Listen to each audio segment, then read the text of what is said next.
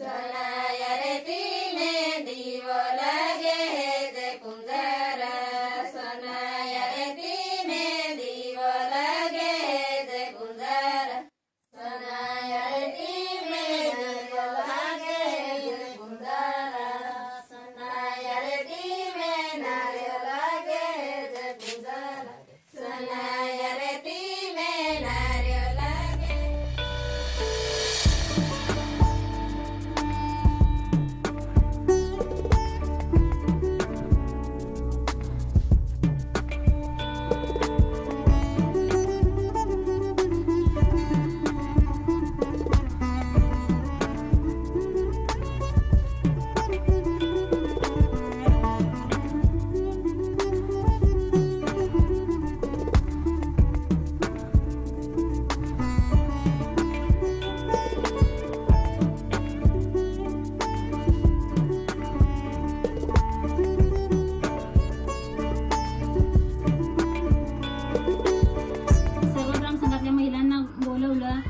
मंदिरामध्ये त्यांना महासमृद्धी योजनेची पूर्वकल्पना दिली का आपल्याला गावामध्ये 5 दिवस पंचसूत्री राबवायची आहे असं मी त्यांना माहिती दिली।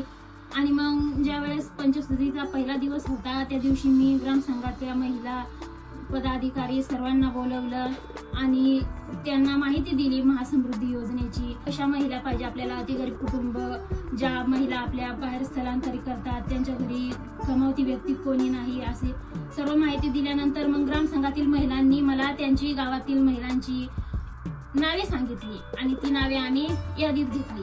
शिवार फेरी करताना आम्हाला स्वतःहून जे कुटुंब असे दिसले त्यांची पण आम्ही प्राथमिक यादीमध्ये नावं घेतली।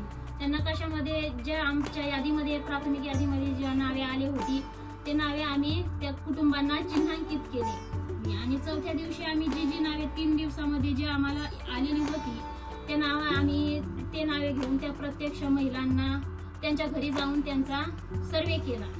त्यांना प्रत्येक महिलेला स्वतः भेट देऊन त्यांचा सर्वे केल्यानंतर त्यांची स्वतःची माहिती घेतली आणि 5व्या दिवशी ग्रामसंघाची अंतिम बैठक ठेवली।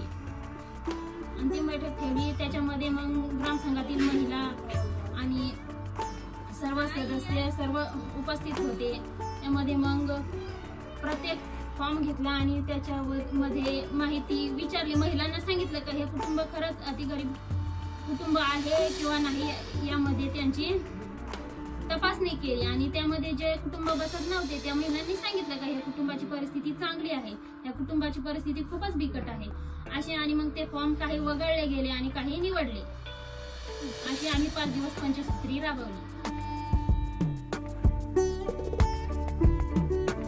बचत गटाच्या मागण्या ग्रामसंघाकडे पूर्ण होत नसतील तर ते बचत गटात म्हणजे प्रमुख संघाकडे जातात आणि स्वतःच्या मागण्या त्यांच्याकडे मागतात।